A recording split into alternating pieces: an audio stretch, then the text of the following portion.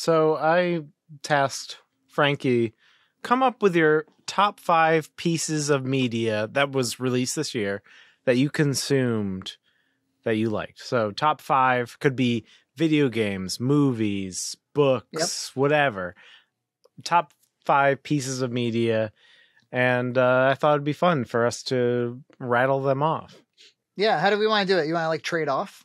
Yeah, let's trade off. Okay. So I'll start since it was my idea. So my number 5, and I will say the honorable mention that this just beat out was Righteous Gemstones was the honorable mention. Good choice. It did not make my top 5, but perfect, lovely comedy. I love it. But what beat it out was The Northman. Just an amazing movie, atmospheric movie, great filmmaking, great performances. It's basically Hamlet, but it's but a little more hotter, Icelandic or whatever. And it's I thought it was a great movie experience. That was original, but classic, but original. Yeah. And that was expensive for 5. what it was too. Expensive and didn't do very well. So right. I thought I'd give it some love at number 5. Yeah, it'll just have to be special. I think we're going to end up having the exact same lists, but I actually do, because Northman's on my list as well. So there it is. I agree. It blew my mind this year. And I know not everybody loved it. I don't know why. I think it's like it was the role for Alexander Skarsgård. It's like a role of a lifetime for him. It was like the absolutely, perfect thing. And he's like super ripped and owns the role. Like he has a presence and so good. And that Robert Eggers, he's one that we'll keep watching. He knows how to make a movie. Absolutely. But Righteous Gemstones was on my list. Season 2, which is what came out. It caught me off guard with laughter and excitement and suspense. And WTF moments like so many times. I'm just so impressed by Jodie Hill and David Gordon Green and Danny McBride and and of course I don't know the actress's name, but the one who plays the sister. And I mean, I think they had like 7 episodes or something. Each and every one of them is amazing. They did another big flashback episode that was around Christmas time. Fuck, I'm going to suggest to Nina that we watch that Christmas episode because it's not so far from Christmas yet that that would be a great special to watch. So Righteous Gemstones, I think like in a post Better Call Saul world. And by the way, is Better Call Saul on your list? Of course it is. So is Righteous Gemstones your number 5? Is that what you're saying? This is my number 5. Yeah. Okay. All right. So my number 4 is Better Call Saul. So yeah, I mean, perfect ending to the series. Like they did not drop the ball at all. It's so good that they were able to finish it, especially with what's his face's heart attack there. Bob Odenkirk, Bob Odenkirk's heart attack. It's like you could not do the series without him, and it's so good that he pulled through. Just wonderful performances all around. When it kind of has its finale with Lalo, and then it goes into the black and white segments, which has its own like kind of feel to it. I don't think that group, like that whole group of people that did Breaking Bad and leading into Better Call Saul, that whole group of talent, it's like it's a once in a lifetime experience just watching them pull off mastery like that. Yeah. And Breaking Bad was good enough. Truly, it's like they stuck the landing, they got in all their seasons, they found the popularity with it. They were able, it was a show that was about to be canceled 1,000 times. Netflix resurrects it. There's not a missed beat in the whole thing. I don't care what you think about The Fly or whatever. Yeah. Perfect. Beginning, middle, and end. Bam. And then it's like, let's do this part 2 of it while we're all still young enough to try it. Yeah, and then you have like standouts, like new characters like Ray Seahorn with Kim, and you have Nacho, and you're Chuck able Hamlin. to Chuck. It's like and you're able to create these new characters that we fall in love with that have their own identity with the series. It's just like such an amazing magic trick that they're able to do it. And they fleshed out Breaking Bad in the most logical, reasonable, like, oh yeah, it makes perfect sense. And, you know, I don't know, like, is there anything to be all that critical about it? It's like maybe some of the, you know, because the actors got older, like, so like some of the continuity is not flawless, but also like you know, it's such a grand romantic story at the end of the day that like naturalism is not really the thing they were going for in the first place. You know, you're watching a show, you know, you're watching a written story. It's just, it really is flawless. And I have been thinking about, cause, like we have a friend in our Discord who, hasn't watched either of them. And I know that the right answer is like watch Breaking Bad, then watch Better Call Saul. But there's this part of me that's kind of like, I don't know, maybe you should watch seasons 1 through 5 of Better Call Saul, like everything but the last season, then watch Breaking Bad, then finish with season 6. I actually think that probably is, is that your machete order? I think I recommend that. Yeah. Cause think about it. If you watch Breaking Bad and it's this high octane, incredible narrative drive thing, and then you go, a lot of people fell out of Better Call Saul because they were like, what is this? I'm just kind of like luxuriating in Breaking Bad land. And like, when's he going to become Saul, and who the hell's Jimmy anyway? So like, if you could somehow, like, if before you have high expectations, if you could kind of like walk all the way through that world, then go to the Breaking Bad world and be like, oh my God, you know, cause Breaking Bad is also where a lot of these characters meet their ends, and it's where their arcs are actually completed. So like, you kind of would want to go that way, I would think. But I think both series conclude with season 6, which is what we're talking about on the list. So it wasn't, it's like Return of the King, where it wasn't concluding one movie, it was concluding 3 movies. Right. Season 6 was concluding like 2 television series, in my opinion. Yeah. So what's your number 4? I also had Northman, so I'll just move on. Right. Next up is Beavis and Butthead Do the Universe. Wow. That made the cut. Yes. Well, I don't know. I didn't know if I wanted to say Beavis and Butthead Do the Universe or Mike Judge's Beavis and Butthead, which is the series that came out right after it. To me, it's kind of all the same slot. Yeah. It's all, both amazing. Both, like, Mike Judge, man. He is just he's got it. He's got it. He's got the humor. He's like a modest individual. Yeah. On top of that, like, it just projects this. He's just like, I'm going to give you all this humor, and I'm not even going to like think that highly of myself. I'm going to come off very casual, and he just nails it every time. I think he might be one of the greatest comedic minds to ever live. Yeah, absolutely. In terms of like inventing comedic characters and the volume over the years that he's produced. But yeah, and I don't feel alone. Like, I feel like I kept hearing from other people saying the exact same thing, which was like, for some reason, like this is the best Beavis and Butthead have ever been. They we've needed them now more than ever. We need their idiocy and their ignorance.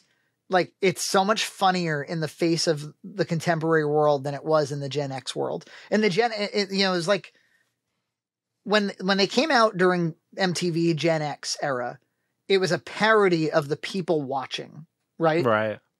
Like, that's what it served to be. It was parodying the MTV audience, satirizing that generation. And now it's more like taking 2 moron aliens and having them show up on this fucking crazy planet, where like there was a big popular tweet that came out the other day that was like 20 Christmases ago, 20 years ago on Christmas, the following didn't exist. It was like TikTok, Facebook, Snapchat, Tesla, Uber. They named like all these things. It's just like the world's just changed a lot in 20 years, like a whole lot. And reintroducing these guys into it,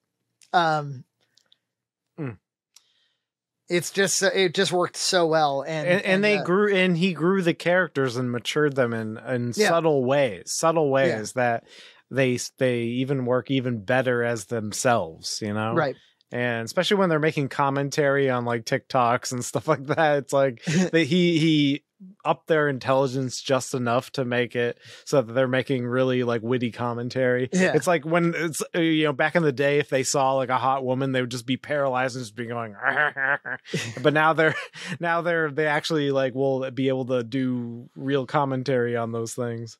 Because we're in a post-bullying world, right? So like their behavior is way more inappropriate.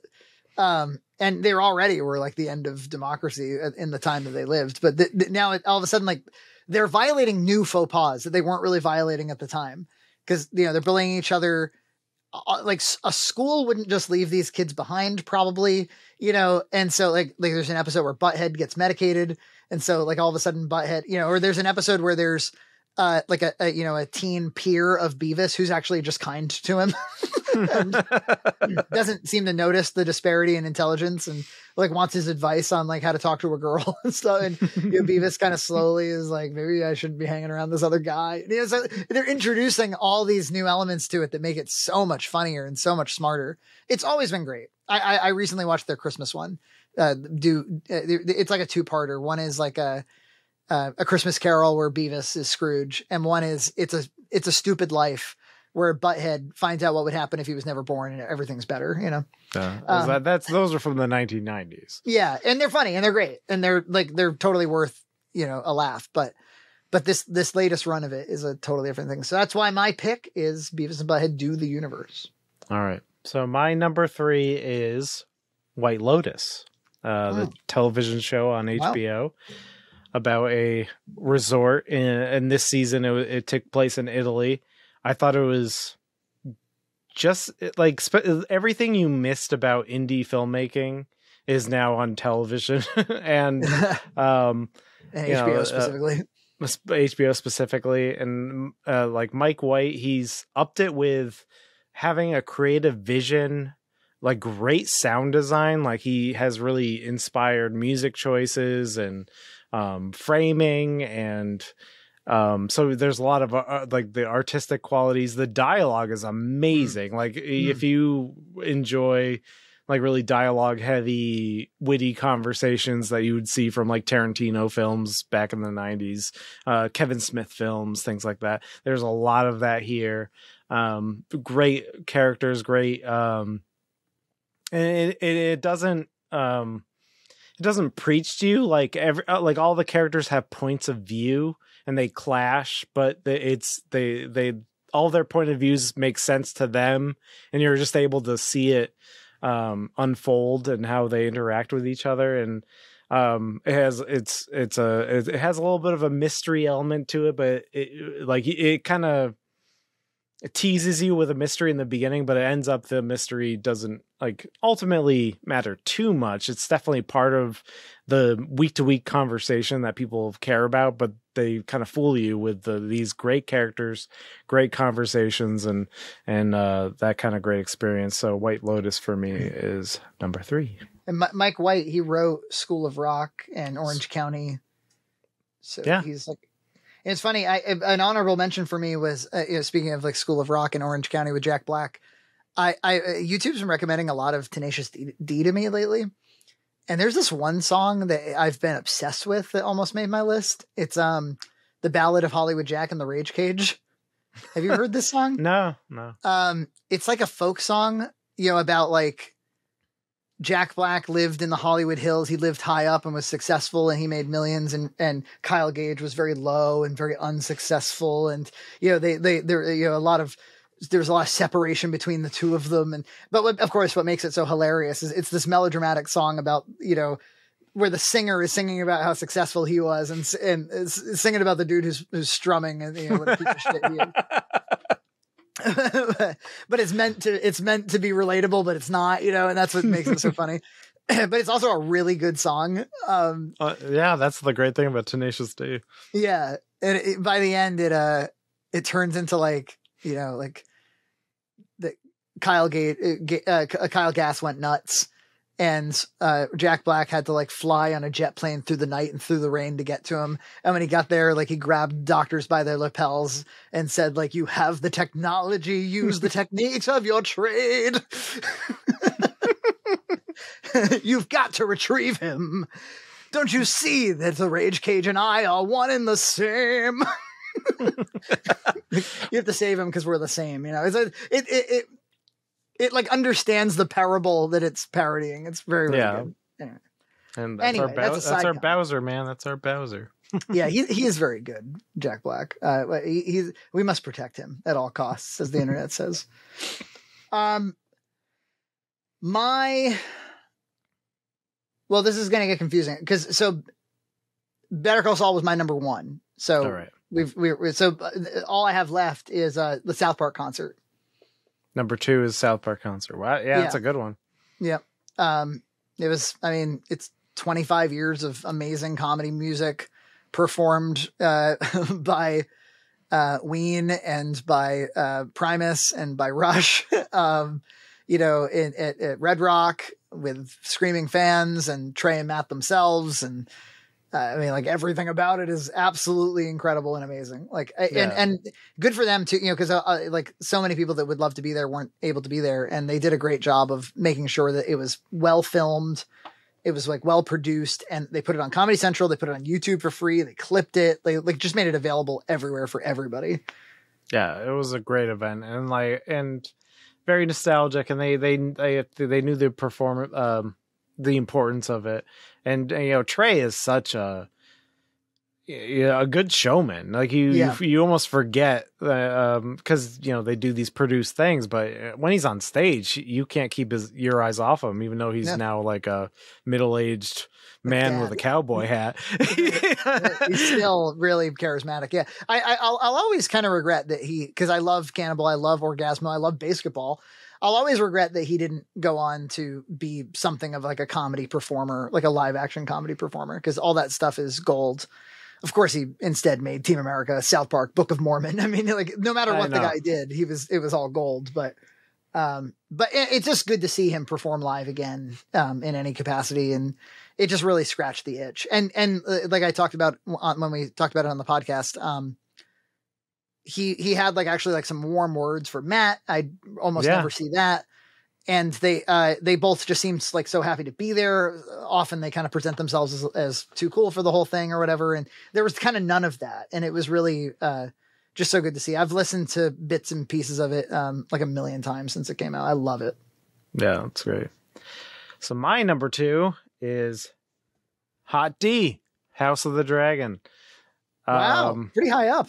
Yeah, no, it's after the end of Game of Thrones, I had no hope for this thing. No hope for this thing. And so when the first episode happened, I'm like, wow, I think I kind of like this. You know, the performances are good. Paddy Constantine as Viserys, King Viserys is a role of a lifetime. I hope he I don't follow any of the award shows, but I hope he wins something of somewhere. Spoilers, he's done with the show. So he's done with the show, but he deserves it now. Yeah, and the show, you know, with all this prestige television, with all these fantasy shows, Rings of Power, he made you care about like a dying old man walking across a room and sitting in a chair. Like that was a big event. And it didn't have any action in it. And this is for political drama. It has all of that. It has good action too, but that's really not it's really about family. But they did the most impossible thing that you have to do is recast beloved actors in older roles, and they nailed it. It's almost because you have to reintroduce the characters as these new actors, and they did that impossible job. And I thought they stuck the landing at the end there too. So House of the Dragon's my number 2. And then do you have a number 1? Yours was your Better Call Saul. My number 1 is, speaking of George R.R. Martin, it's Elden Ring, the video game for PlayStation 5, Xbox, whatever, and PC. Elden Ring I thought was yeah, it was a once in a lifetime video game experience for me. So it definitely makes even my top 10 games of all time. Wow. I've never really played a Souls-like game before this, so it was my introduction to it, and it's at such a high level that it reminds me a lot of Zelda 2, some of the combat aspects to it. It's got an exploration aspect like Breath of the Wild, but brought up to 11, and I think it really perfects a lot of the Breath of the Wild's like downfalls, like equipment that breaks all the time and climbing mountains and stuff like that. So it has that sense of exploration. And then I actually, because I like this game so much, I went back to play Demon's Souls itself to see the quaint beginnings of that kind of series, and it really reinforced how much I really liked Elden Ring. So it has the writing of George R. R. Martin behind it, so it's got really good deep lore, and it tells a lot of the story through the environment and as you explore it. And how does he have time to write video games, this fucking guy? He doesn't write his book. That's how he does it. He doesn't write the books we all love. He produces shows and video games. So that was my number one. So it's definitely in my top 10 of games of all time now. I had 2 video game honorable mentions for me, because I played a lot of games this year. Again, with emulation, you just dip and dab out of a lot of stuff. But 2 rose above the waves, the current. And for one was Land of Illusion for Sega Master System. I love that. What a great 8-bit platformer. Like, I'll definitely revisit that sometime. I'll just play it for fun. And the other was Simpsons Hit and Run for GameCube. Really, really enjoyed my time with it. Yeah, that's really interesting. So that's kind of the GTA Simpsons game, right? It's because they made a Crazy Taxi one first. It was successful, and then they thought, oh, well, why don't we make like a GTA one? And it's just super fun. It plays great. The comedy's good. It's just a really great pick up and play game too. And with a kid, perfect. And it's not violent. Even though people you can hit people with cars, but it's just cartoony. They just kind of fly off the screen. So it's GTA without any of the violence and with all of the comedy. Subscribe to Red Cow Entertainment on Patreon for full episodes every other week.